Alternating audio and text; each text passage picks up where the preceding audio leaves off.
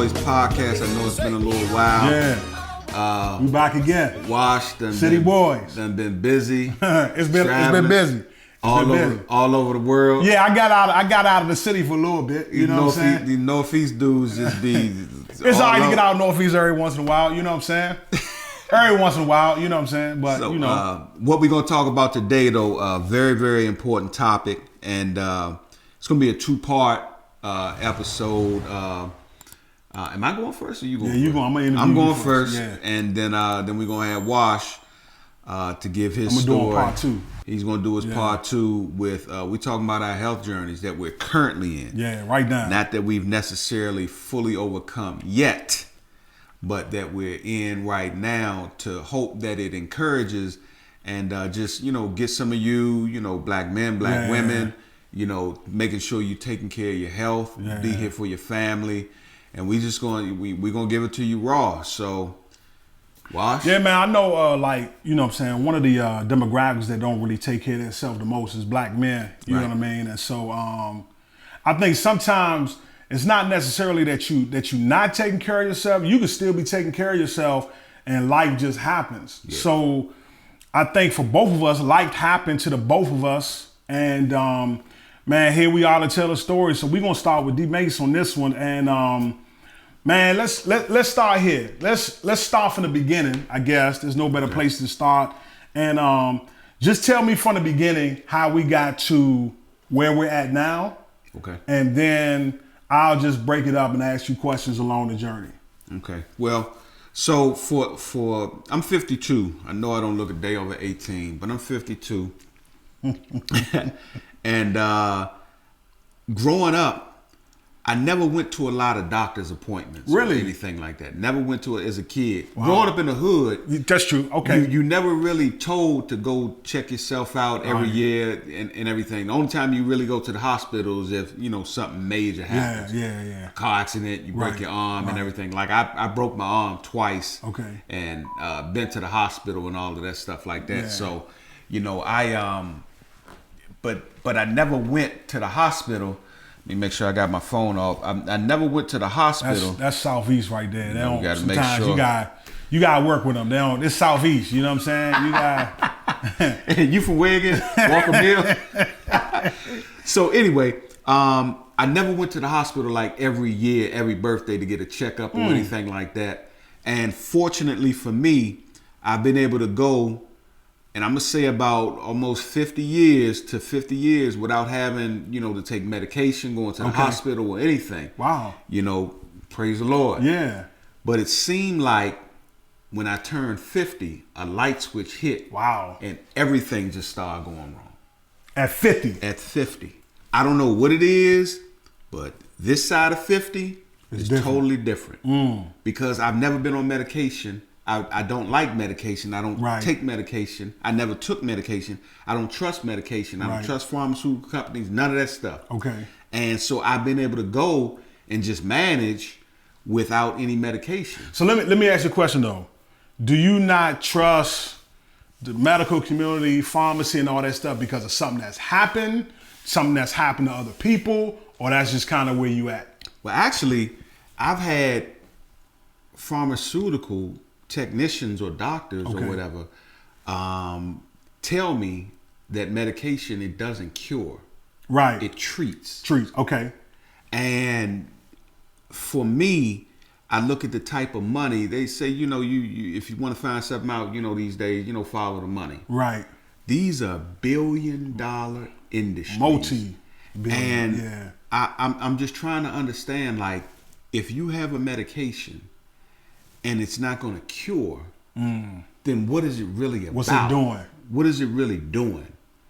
So, and then I look at some of the medications that are out here. They always advertise the side effects. I mean, you take this for your eyes. Yeah. Well, be careful. Side effects could include blindness, choking, shortness of breath. And I'm just like, good gracious, all these side effects. Yeah. Man, I don't. Side effects worse than whatever you trying to get help. Yeah, you just trying to get your eyes wet. Right. So, I just didn't trust them. As a matter of fact, we had when we were at Bladensburg, Right. when you were there, and Right. we were in the school gym. Okay. We had a pharmaceutical person that came to do. It was either health message or something. You got And I good just memory. happened to- I don't yeah. remember. I just happened to pull him to the side and just ask him. I said, "Let me just ask you something. Does medication really cure anything?" And they just laughed and was just like, "Nah." So But and it's this so is out much- of their mouth. But it's so much money behind it. It's so much money. Behind it. So when you turned 50, did you just wake up one morning and everything just went downhill bad? Like, was it gradual?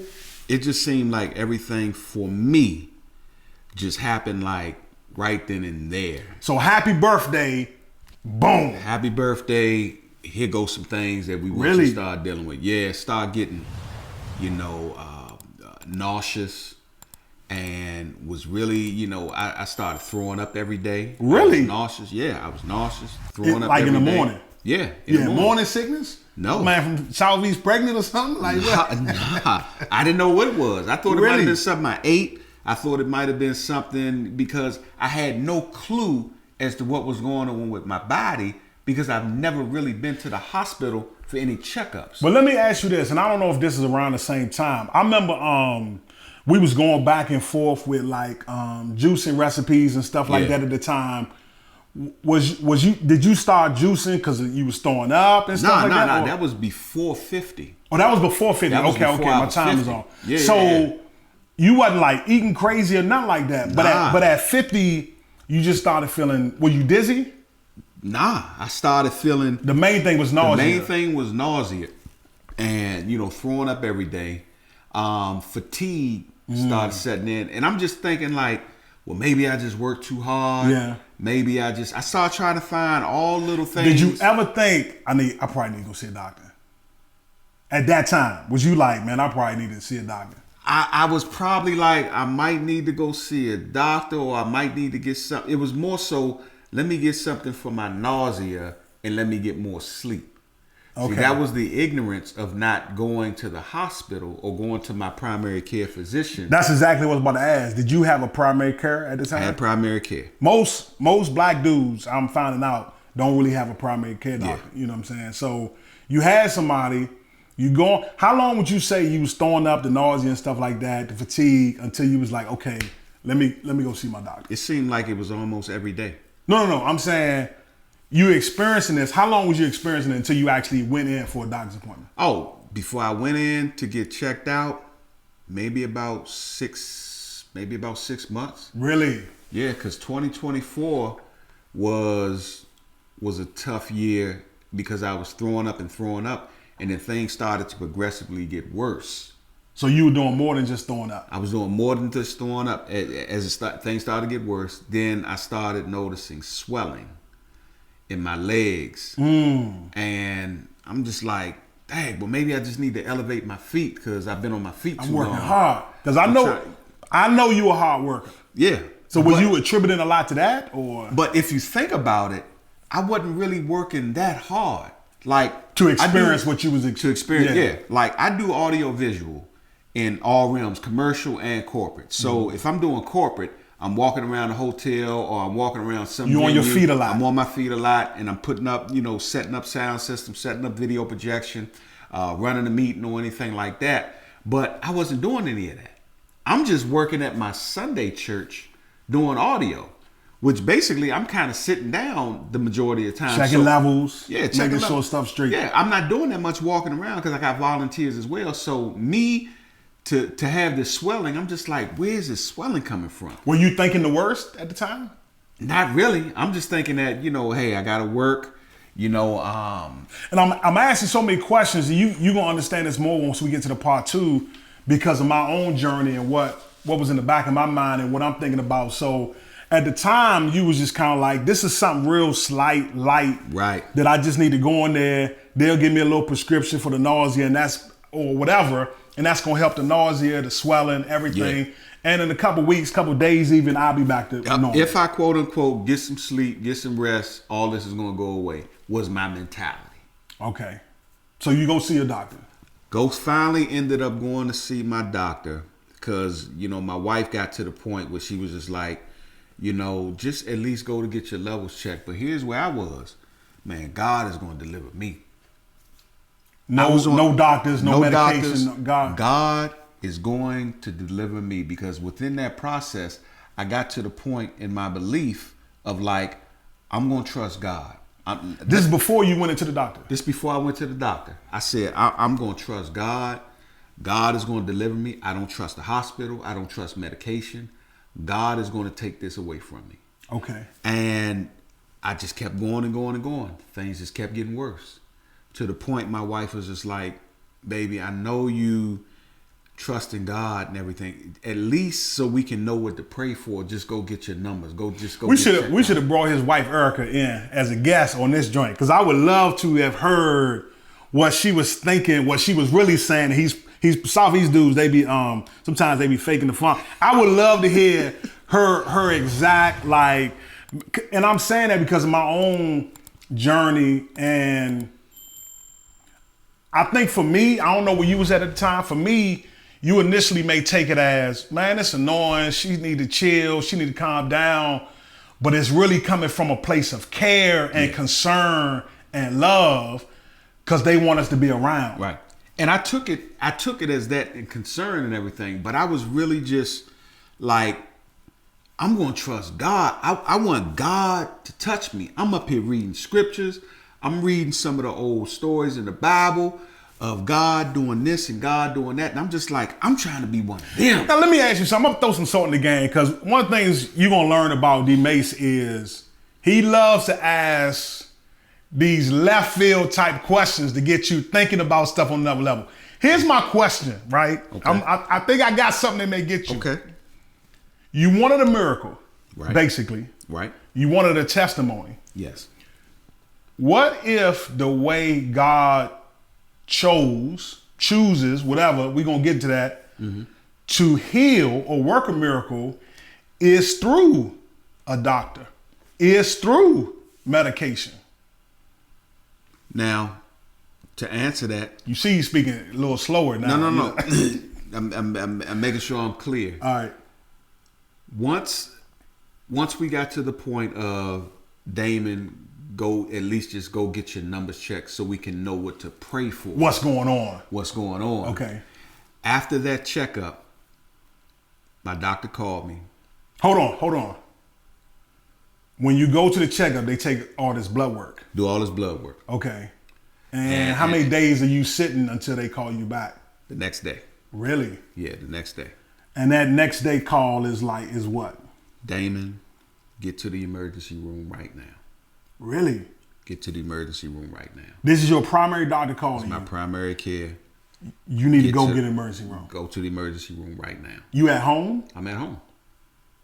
How are you physically feeling right before you got the call?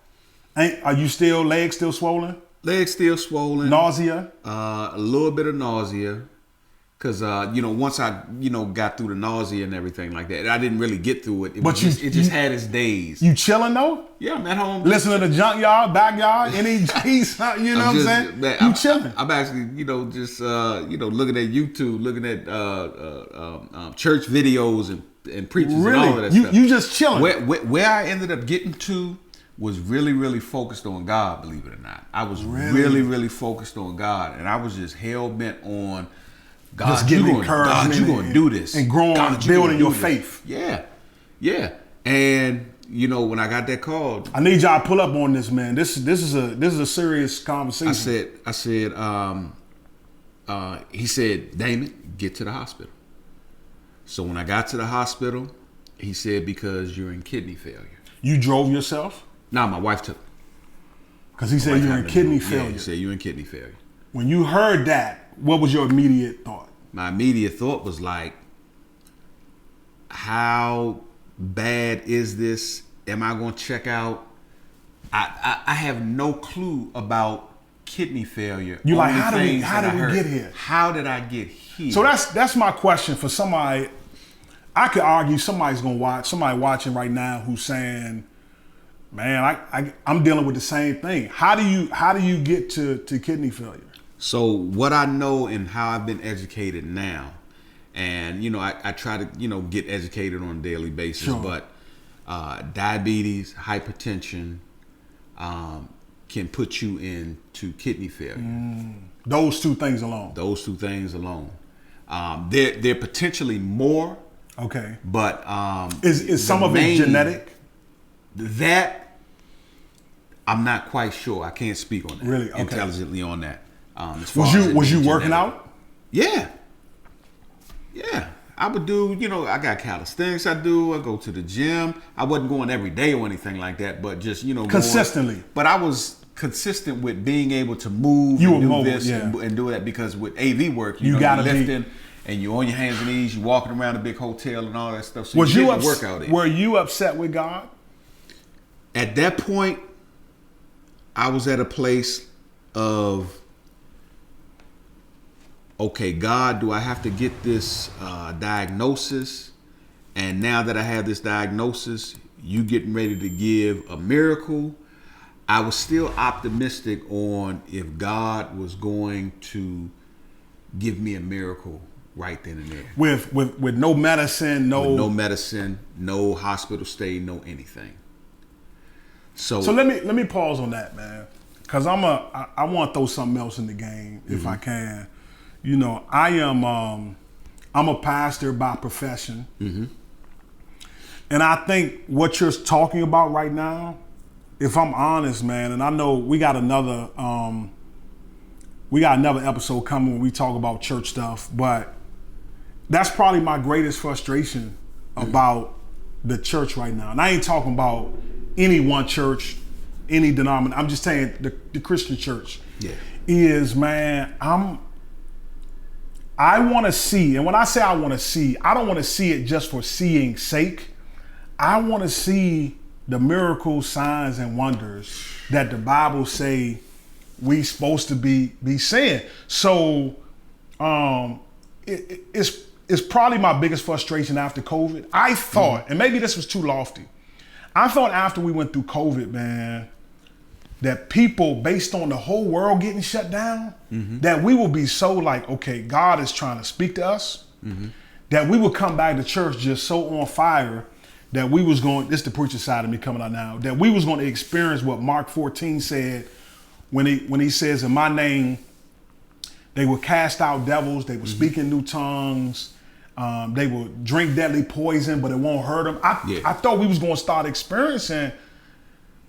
And I didn't. I ain't talking about this, and I ain't coming for nobody. I ain't talking about this fake type culture where you saying people. I'm talking about some for real.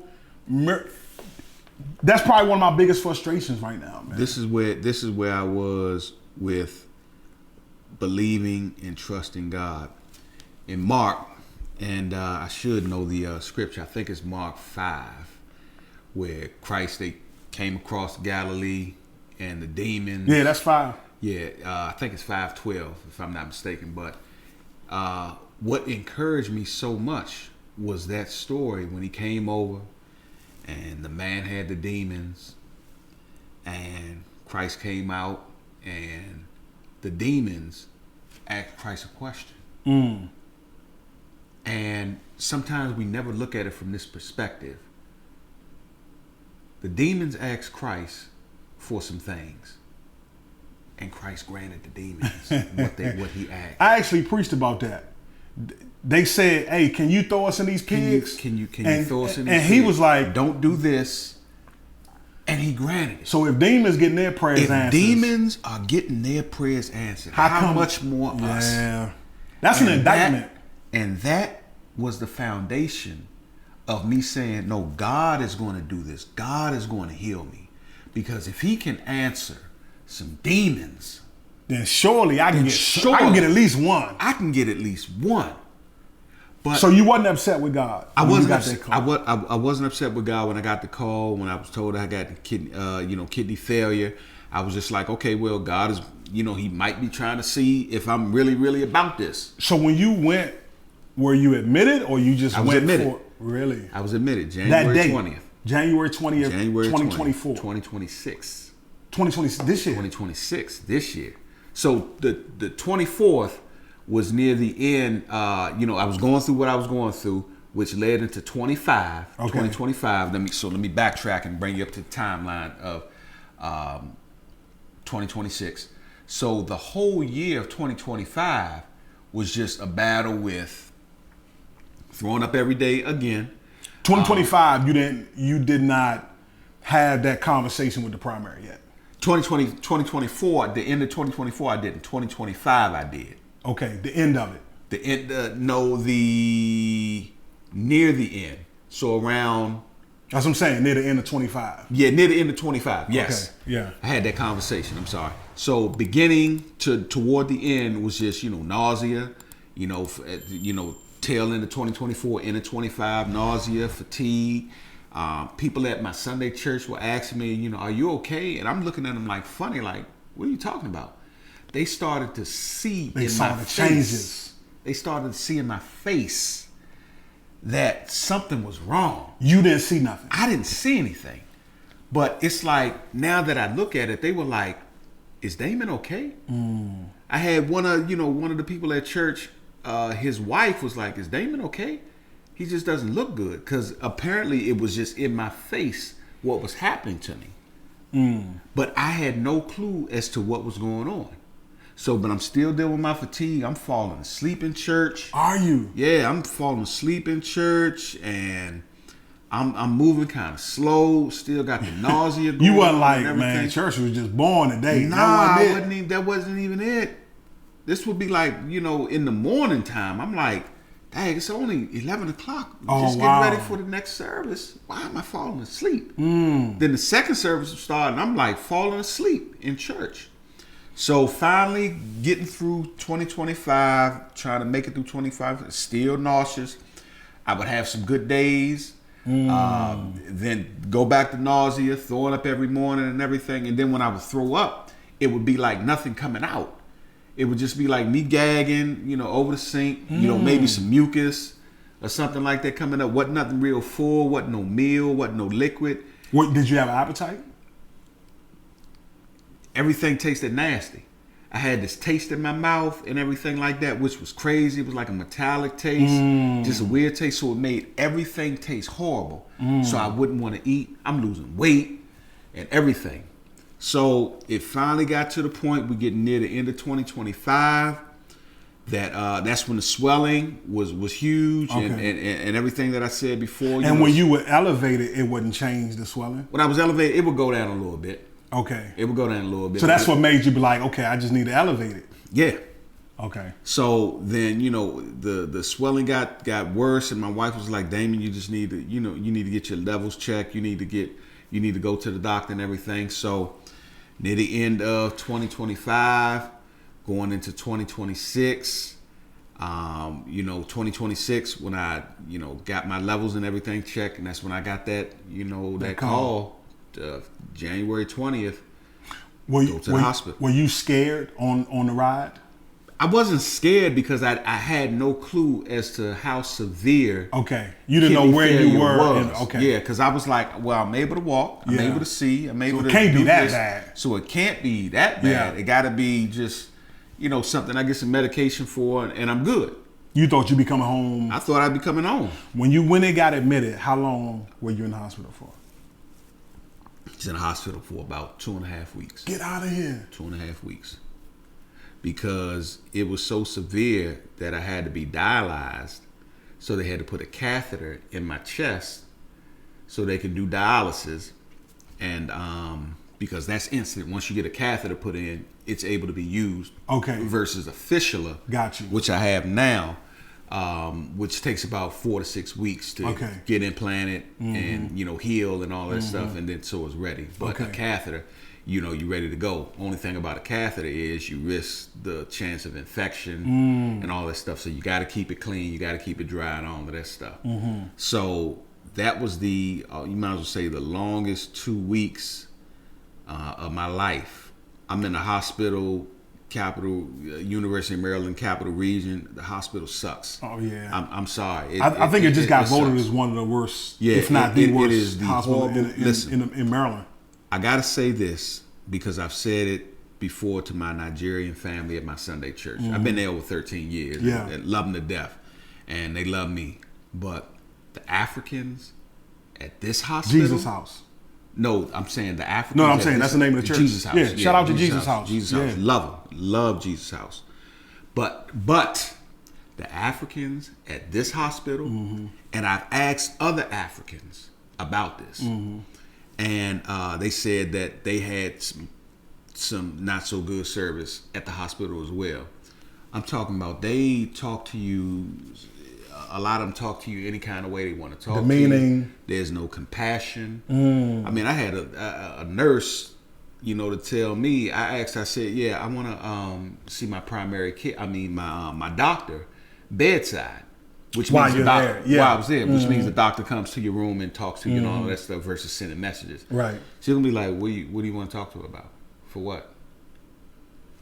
I'm like, "What? Man, who are you talking to?" This the Southeast now. Yeah. No, really, I was trying to be respectful. Yeah, no, but I had to hear you. look at her and check her. Like, man, who you talking Yeah. to, man? Because I asked, Yeah. because I can see my doctor. Yeah. So get my doctor over Yeah, here. What you yeah. mean? What I need to see my doctor for? Right. I'm flicking off. I'm talking about the care that I got was kind of like substandard, subpar. I had ended up going into almost being in a diabetic coma. I was so close to being in a diabetic coma. While you were there? While I was there. Because of what?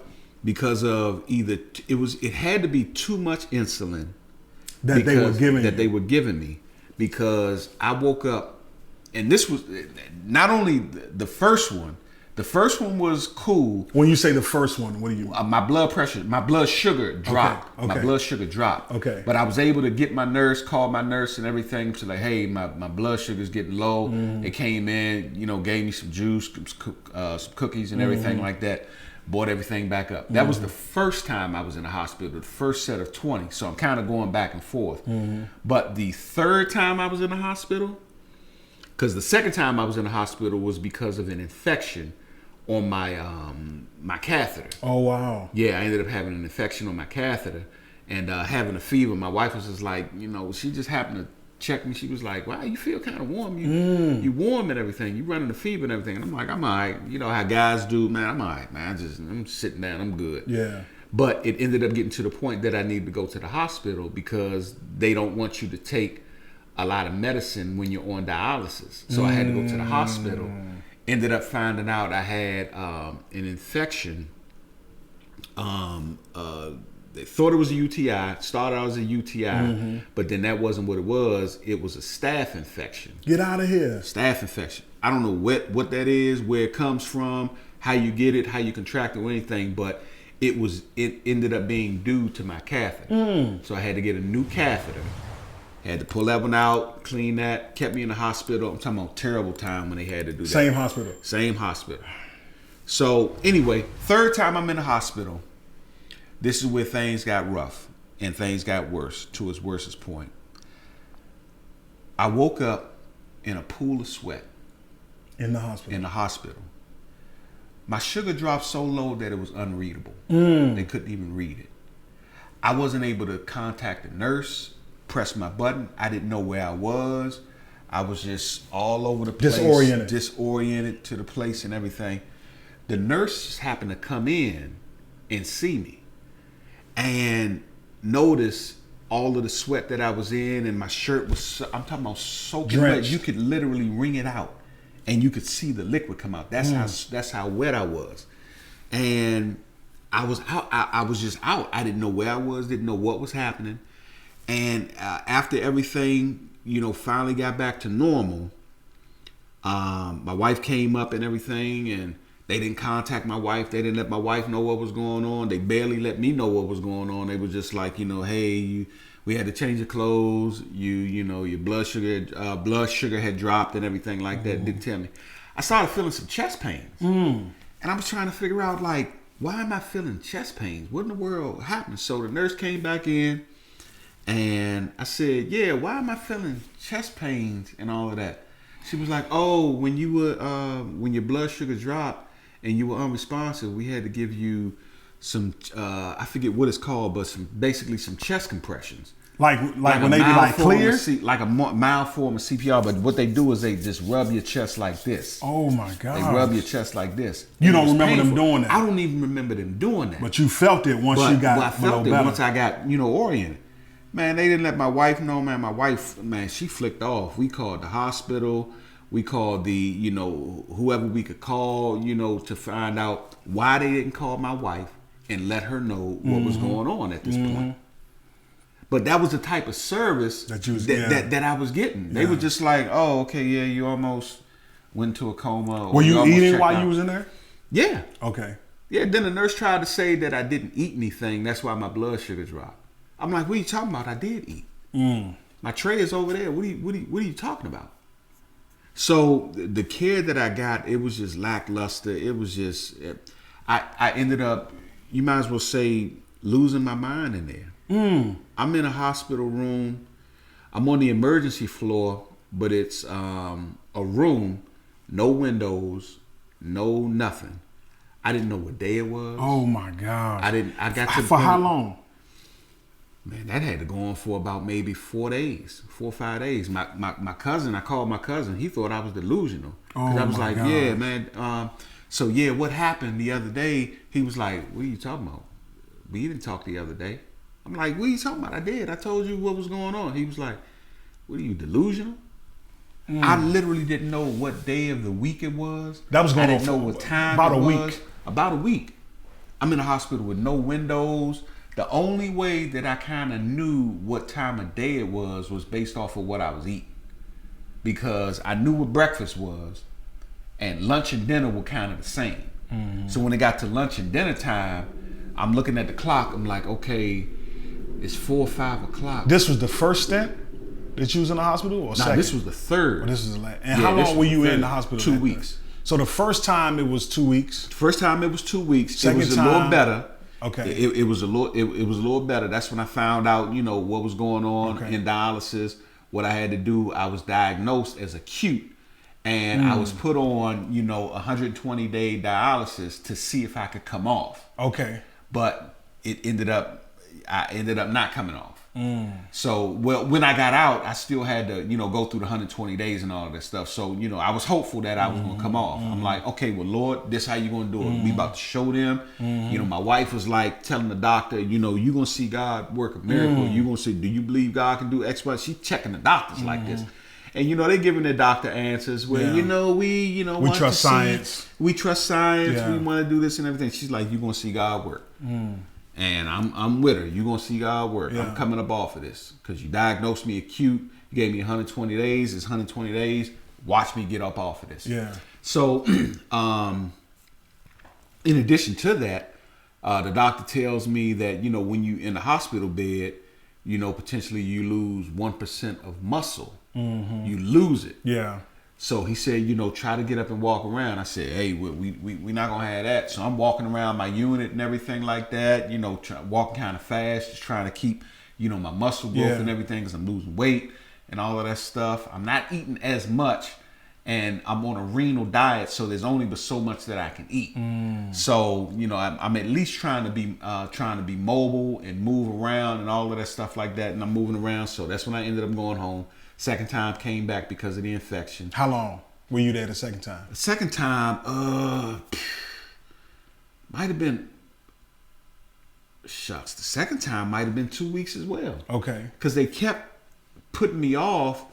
They took the blood culture and everything, told me what I had, gave me my my antibiotics. Then they would always give me a date. Once you come off of this antibiotic, then we can put the new catheter in.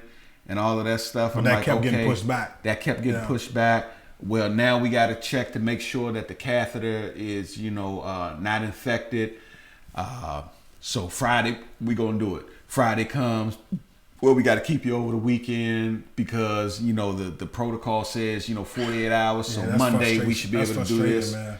And I'm talking about it got to the point where it was like Monday came and they talking about, well, we got to see, we got to wait for the result. They poking me, they giving me all types of blood tests. I mean, I got so many blood tests in my right arm to the point where there's calluses almost like in my veins. They can't even really get good blood draws from my right arm because I've been stuck so many times. So let's say 3 weeks the second time.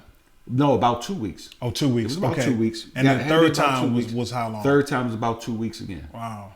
So, that second time, it was like, they kept pushing things back. They kept pushing things back. They kept pushing things back. And then finally, I'm able to go. Finally, I'm able to go home. Then I ended up having to go back the third time. Why did I end up having to go back the third time? I might be getting my dates mixed up. Okay. But you went in 3 times. Though, but I went in 3 times. But that last time was probably the roughest because discouraged. Very, and I was at a point that I wanted to die. Yeah. I wanted. It just got so overwhelming that I was just like. Were you mad at God during that third stint? Or indifferent? Man, mad. Indifferent. It was tough between me and God at that time. Yeah. Because I even had shout out to Paul Anderson, who's a chaplain. He's elder at RPC.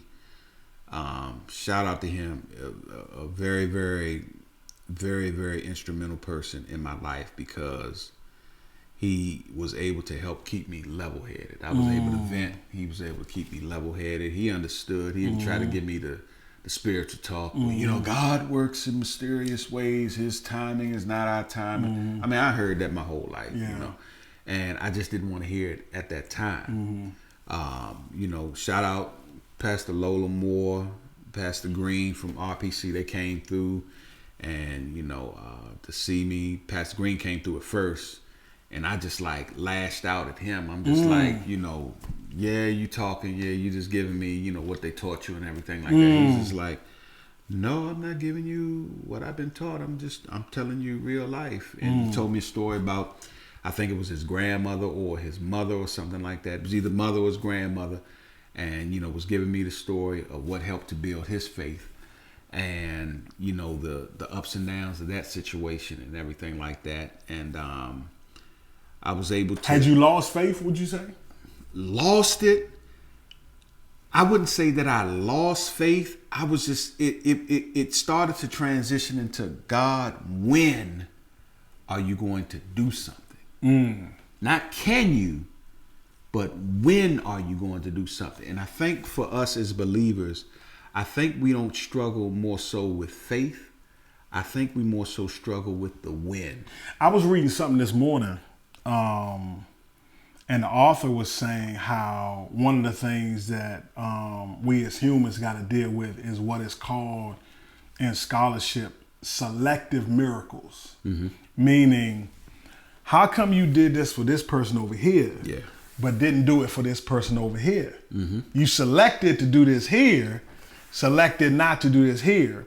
And so just navigating and kind of trying to rationalize and get understanding of how come here, how come not here. Right. You know what I mean? Yeah. And I think we have to get to the point as believers and understand that just like we have the freedom of choice, how much more does God have the freedom of choice? Yeah. In his divine whatever, he has the freedom of choice. He can do what he wants to do. Yeah. And we have to be okay with that. And we don't have to be. We don't have to be. I'm saying as believers, we should. Yeah. And because in part 2, I'm gonna talk about where I've been. In terms of, what you just said. In terms of like, man, when are you gonna do this for me? You know what I mean? When you came home from the hospital that third time, you were thinking, what? God, when are you going to do it? Is this going to be where I'm at? Am I going to be okay? Then have to keep going back to the hospital? Like, when I finally came home that third time, I was super, super happy. Weak, a little broken and everything like that. But I was super, super happy and, encouraged because I guess I was finally, getting ready to come home. Yeah. But now it's like the journey begins. Lord, when is all this going to be over? Yeah. Did you feel like what I would tell people, did you feel like at times you were the star of a movie you didn't want to be in? It was. You understand what I mean? Yeah. No, I understand the analogy. Yeah.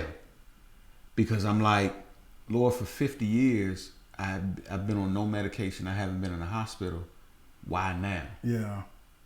why this side of 50 do I got to go through what I'm going through? Are you're currently on medication right now? So on medication, on blood pressure medication. Are you is it frustrating or annoying to take it?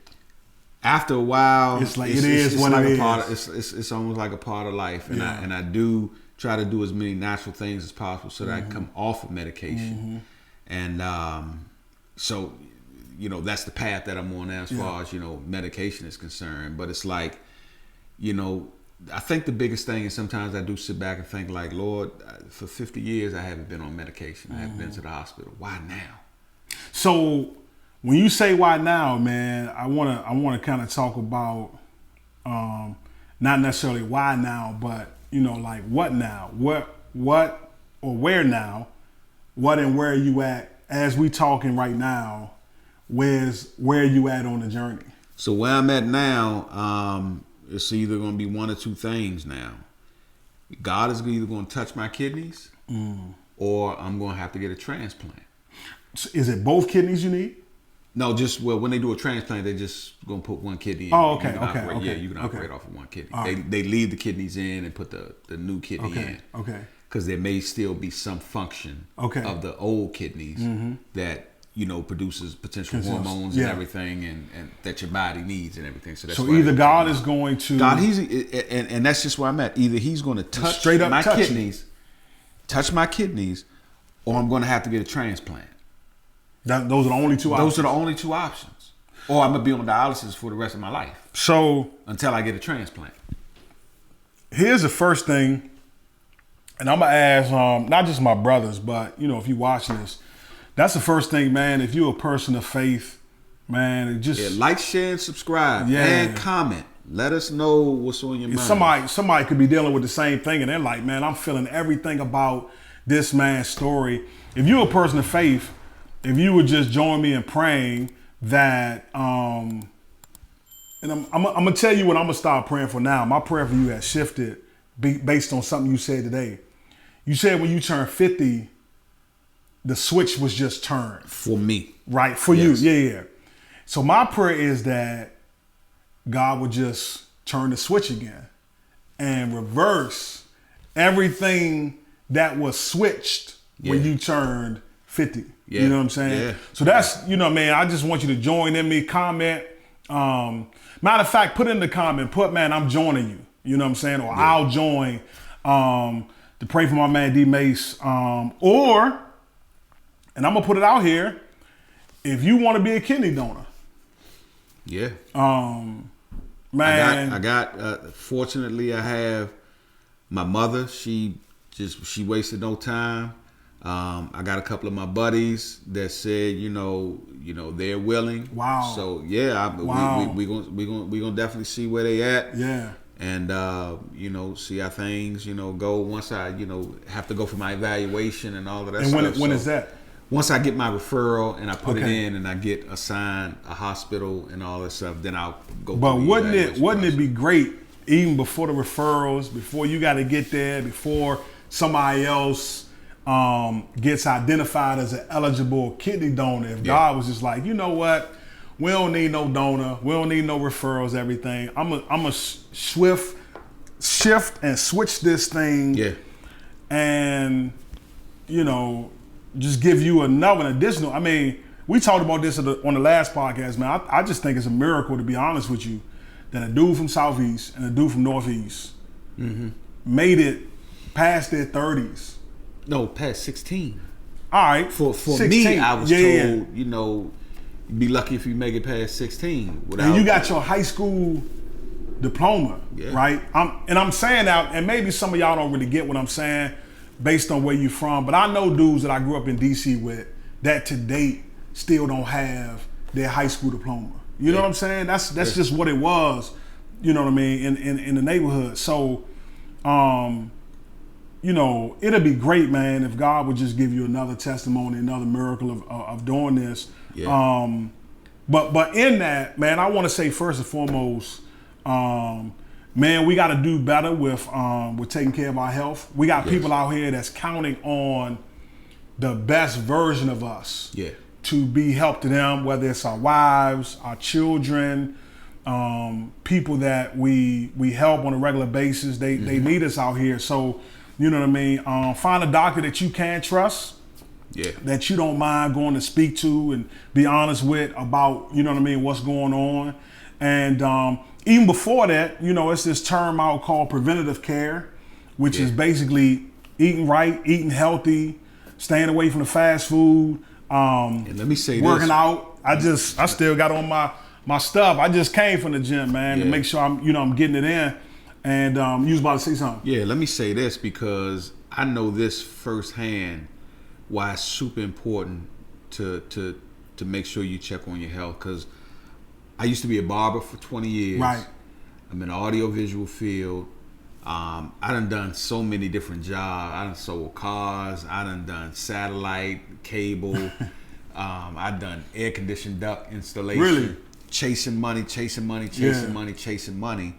and not chasing my health. That's important. And everybody that's in any field that I've just named potentially don't have any insurance. Oh, wow. Don't have a primary care, because in the barber business, we chasing the dollar. It's like you being on the street hustling. You chasing that money. But if you think about it, us barbers, we standing behind a chair, not moving. All day. We just cutting hair. This is the only moving we doing. When we don't have a customer, we'll go get something to eat to pass the time, or go drive somewhere, go shopping, come back, sitting in that same chair, waiting for your customer to come, and you're not doing any moving, and you're eating horrible. I never thought about that. You But I'm horrible. to what you just said too, man. And I don't want to say this is Jermaine the man, but maybe we, you know what I'm saying, if you chasing money, if and when we die, we can't take 1 cent with us. Not at all. But we spent all of our life chasing something that we ain't gonna be able to use. You're not gonna be able to use. You know what I'm saying? And I'm all for being, doing right by your family, money, and setting up legacy and all that type of stuff. But you know, your presence is better than that paper. Yeah. You know what I'm saying?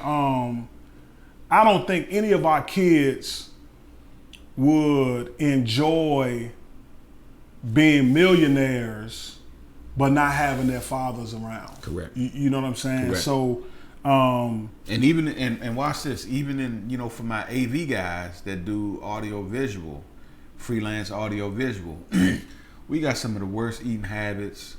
Really? I'm talking about all day long, because here's the thing, you're in a venue, whether it's a convention center, whether it's a hotel, whether it's an office building, you basically, after you set up, that's kind of like the only exercise you get, but you're sitting down for the majority Sedentary. of the meeting.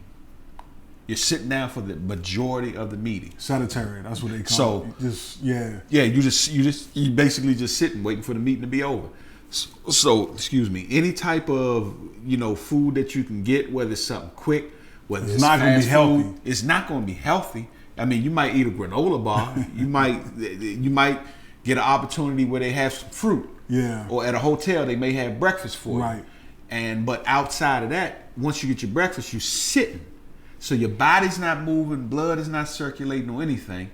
And then you go to break down, there go your exercise, and that's it. You on to the next and then one. you're so tired. But here's the thing. Yeah. You don't have, a lot of those guys don't have insurance. There's no freelance insurance. You gotta get, at that point you gotta get your own. Yeah. Because insurance is so high, you like, man, I'm good. Man, I just wait till something break.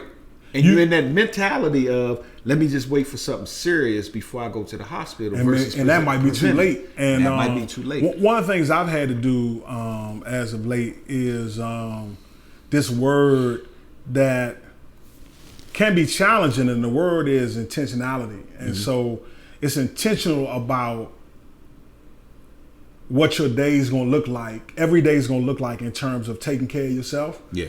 And one of the intentional things that I do every day now, when I go downstairs, I got a gallon of, I got a water jug that's a gallon. Room temperature. And I fill that thing up every morning. Okay. And drink a gallon a day. Yeah. You know what I mean? To make sure I get it in. Yeah. And I be carrying it around. People be laughing at me, whatever. I be like, man, I don't care. I'm gonna get it in. And they be like, man, how do you get it in?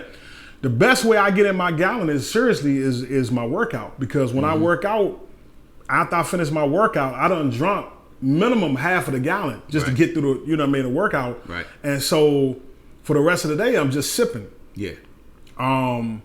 But all the stuff we used to think was so cool to drink when we was growing up, a Sprite or what they, even adult drinks juice, or whatever the case may be. Liquor. Yeah, cold beer. After a while, that stuff gonna catch up with you, man. I know guys that are 40 years old, but they look 80. Yeah. Just because they drink. Of how, it's gonna sound weird, but you're gonna catch what I'm saying. How they're taking care of themselves. Right.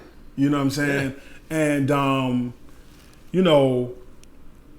there are things that I think everybody was put on the earth to do. Mm-hmm. And I think some of those things never get done because we just not around to do them, or we're not in the best of health to do them. So, man, this was a lot. I didn't know we was going to get into all this today. This journey has put me on a path of wellness checks, weekly wellness checks with my barber buddies. That you reach out. Yeah, my barber buddies, my college buddies, and anybody on, social media. Yeah. Man, if you don't want to go to the hospital, if you don't want to take medication, at least just get your numbers so you can find out what you can at least do naturally. Yeah. And for, my people of faith, so you can at least know what to pray for. And I've done that, and one of my buddies, he finally got his numbers checked, found out that he got high blood pressure. He can't exercise the way that he wants to, and all of that stuff. Cannot? Because he can't exercise the way he wants to because he might lose breath. Wow. He might be short on breath. But it's a gradual process that he's in of getting himself together and everything like that. And I'm here for him. But I think what you just said is so important, because at least when not just what to pray for and whatever, but it helps you to know, man, how to adjust to what you need to do to get stuff where it needs to be. Right. You know what I mean? And having people you trust that are knowledgeable about areas of health that can help you to get in a better, more wholesome place. Yeah. You know what I mean, where I am is I'm gonna give you the information whether you want it or not. Yeah. And you can do with it. You can do with it what you want. You want. I ain't telling you what I know. I'm telling you what I've lived. Yeah. I ain't telling you what I heard. I'm sorry, but I'm telling you what I lived. Yeah. I've been in that hospital bed wanting to die. Yeah. Wanting to die. Called my wife, tears in my eyes. I don't care who know I had tears in my eyes. I done had tears in my eyes plenty of times. Called my wife, tears in my eyes, and told my wife I'm ready to go. My life insurance is paid. I don't want to be a burden. I'm tired of what I'm going through. I'm tired of this hospital. I'm tired of the way they treat me. Yeah. I'm at a point, God, I'm tired. I'm ready to check out. I'm tired. Bringing tears to my eyes now. I'm tired, man. Yeah. And I wanted to go. So how you get from the fatigue and just, and I'm saying that because I'm gonna be on the hot seat in our part 2. I've had more than 3 hospital stints. I've had more times than not saying I want to go and check out. And I think the thing that frustrates me, you can definitely appreciate this, but people will see you. And I don't know for you if this is annoying. I know for me it is. People will look at you and say things like, oh man, you look so great. Oh, you look like, but you have no idea what it took just to get out of bed, or you don't know what it took. You don't know what I've been fighting to get to a place for you to even say that. How did you get from that place to where you are now mentally? Just thinking about my family. Just, my kids, my wife, people that I've potentially affected and have been there for, and people that have been blessed by your life. That have been blessed by my life. Yeah. And just thinking, having time to meditate and to think on those things just gave me a boost of, Lord, I really want to be here for people. I really enjoy being able to help people out and be in relationship with those people in whatever way that I can. Yeah. And those were things that helped me to get through. I was able to reconcile relationships, and I'm like, Lord, I done reconciled with my biological father. Wow.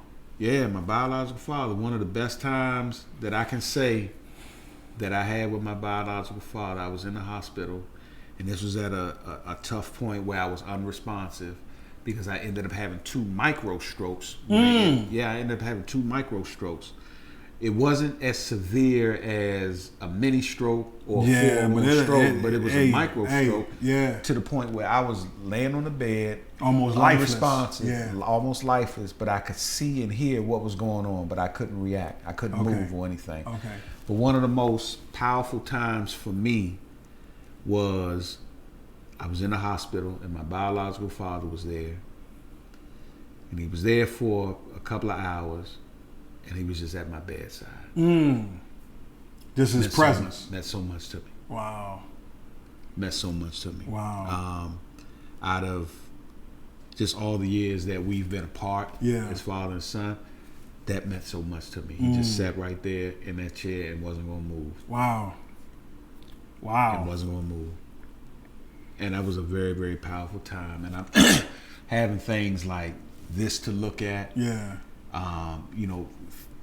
Relationships that I reconciled, for whatever reasons and all of that stuff. And I'm just like, Lord, I done reconcile these relationships. I need to be here for these relationships. I need to continue to nurture and to continue to build and continue to be poured into and pour into people and everything. So, those are the things that just help me to get through. And I think too, at least to me, your life is also, for me, communicating from God that I got some more things in you that I need to put on the earth that you have not put on the earth yet. And I got some more that not just I want to do in you, but there's some more I want to do with you that, kidney failure is not going to stand in the way of me making sure I get that out of you. Yeah. You know what I mean? Like I said, it's one of the principles I live by. Your greatest place of pain is your place of purpose. I believe that. I think whatever has hurt us the most, it's a window into you understanding what you're supposed to be doing. Yeah. And most of us, I say myself, most of us don't learn in peace, we learn in pain. Yeah. And pain will teach you things that peace never will. Oh, absolutely. You know what I'm saying? Absolutely. So, I just think, your journey is, for whoever's watching, your journey is a life lesson for all of us that nothing is really that strong enough that it can stand in your way of God getting out of you what he wants to get out of you. Yeah. And that, if you're not dead, God's not done. Yeah. And there's some things that that I believe are inside of you. Yeah. That God has given you chance and opportunity to get it out. Yeah. And one thing that I will say is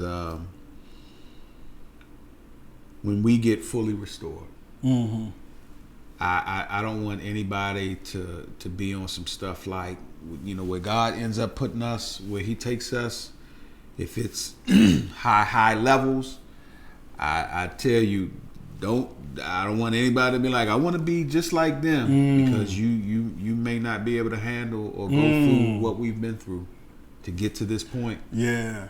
It has a price. It has a price. Yeah. There can be a price. Yeah.